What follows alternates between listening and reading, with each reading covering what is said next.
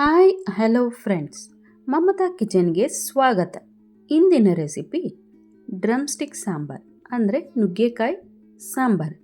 ಇದಕ್ಕೆ ಬೇಕಾಗಿರುವ ಸಾಮಗ್ರಿಗಳು: 1 ಬಟ್ಲು ತೊಗರಿಬೇಳೆನ ತೊಳೆದು ಇಟ್ಕೊಂಡಿದ್ದೀನಿ ನಾನು, ಮತ್ತು ಎಣ್ಣೆ ತೊಗೊಂಡಿದ್ದೀನಿ, ರುಚಿಗೆ ಉಪ್ಪು, ಅಚ್ಕಾರದ ಪುಡಿ, ನುಗ್ಗೆಕಾಯಿ ತೊಗೊಂಡಿದ್ದೀನಿ, ಈ ರೀತಿ ಕಟ್ ಮಾಡಿ ಇಟ್ಕೊಂಡಿದ್ದೀನಿ ತೊಳೆದು, ಟೊಮೆಟೊ, ಕರಿಬೇವು ಸೊಪ್ಪು, ಒಣಗಿದ ಮೆಣಸಿನ್ಕಾಯಿ, ಕೊತ್ತಂಬರಿ, ಅರಿಶಿನ, ಬೆಳ್ಳುಳ್ಳಿ ಹೆಚ್ಚಿಟ್ಕೊಂಡಿದ್ದೀನಿ, ಸಾಸಿವೆ, ಜೀರಿಗೆ ಇಷ್ಟು ತೊಗೊಂಡಿದ್ದೀನಿ.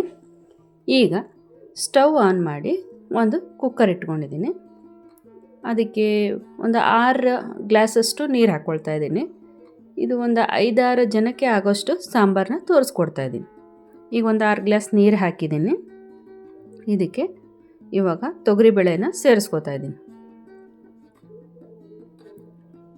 ಈ ರೀತಿ ಮಾಡೋದ್ರಿಂದ ಸಾಂಬಾರು ಒಂದು ಒಳ್ಳೆ ರುಚಿ ಬರುತ್ತೆ. ಈಗ ತೊಗರಿಬೇಳೆ ಹಾಕ್ಕೊಂಡಿದ್ದೀನಿ. ಅದಕ್ಕೆ ಒಂದು ಅರ್ಧ ಟೀ ಸ್ಪೂನಷ್ಟು ಅರಿಶಿನ ಮತ್ತು 1ರಿಂದ 1.5 ಸ್ಪೂನಷ್ಟು ಅಚ್ಕಾರದ ಪುಡಿನೂ ಹಾಕ್ಕೊಳ್ತೀನಿ. ಈಗ ರುಚಿಗೆ ತಕ್ಕಷ್ಟು ಉಪ್ಪು ಹಾಕ್ಕೊಂಡಿದ್ದೀನಿ ಮೊದಲಿಗೆ. ಜೊತೆಗೆ ಅಚ್ಕಾರದ ಪುಡಿ ಒಂದು 2 ಸ್ಪೂನಷ್ಟು, ರುಚಿಗೆ ಎಷ್ಟು ಬೇಕೋ ಅಷ್ಟು ಮೈಲ್ಡಾಗಿ ಹಾಕ್ಕೊಂಡಿದ್ದೀನಿ. ಖಾರ ಹೆಚ್ಚು ತಿನ್ನೋರು ಬೇಕಾದರೆ ಹೆಚ್ಚು ಹಾಕ್ಕೋಬೋದು. ಈಗ ಸ್ವಲ್ಪ ಕೊತ್ತಂಬರಿ ಸೊಪ್ಪು, ಒಂದು 2ರಿಂದ 3 ಟೊಮೆಟೊ ಕಟ್ ಮಾಡಿ ಇಟ್ಕೊಂಡಿದ್ನಲ್ಲ ಅದನ್ನು ಟೊಮೆಟೊನೂ ಸೇರಿಸ್ಕೊಂಡಿದ್ದೀನಿ. ಈಗಲೇ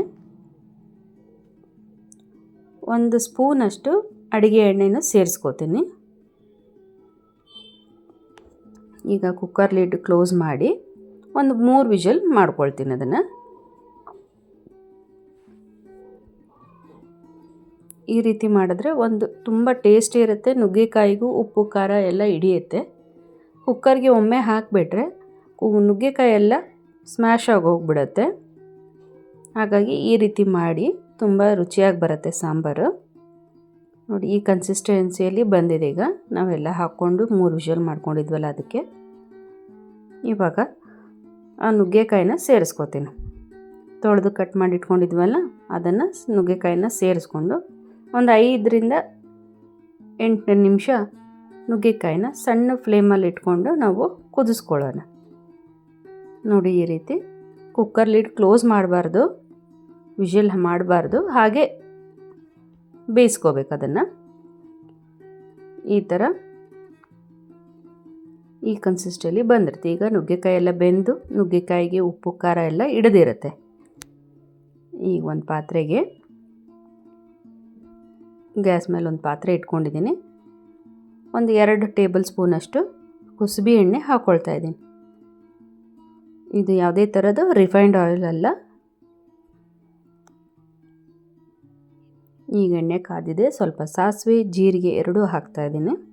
ಅದೆರಡು ಚಟಪಟ ಅಂದಮೇಲೆ ಜೊತೆಗೆ ಬೆಳ್ಳುಳ್ಳಿ ಹಾಕ್ಕೊಳ್ತಾ ಇದ್ದೀನಿ. ಬೆಳ್ಳುಳ್ಳಿನೂ ಚೆನ್ನಾಗಿ ಫ್ರೈ ಆಗಬೇಕು. ಈ ಟೈಮ್ನಲ್ಲೇ ಒಣಗಿದ ಮೆಣಸಿನ್ಕಾಯಿನೂ ಹಾಕ್ಕೊಳ್ತಾ ಇದ್ದೀನಿ. ಜೊತೆಗೆ ಕರಿಬೇವು ಸೊಪ್ಪು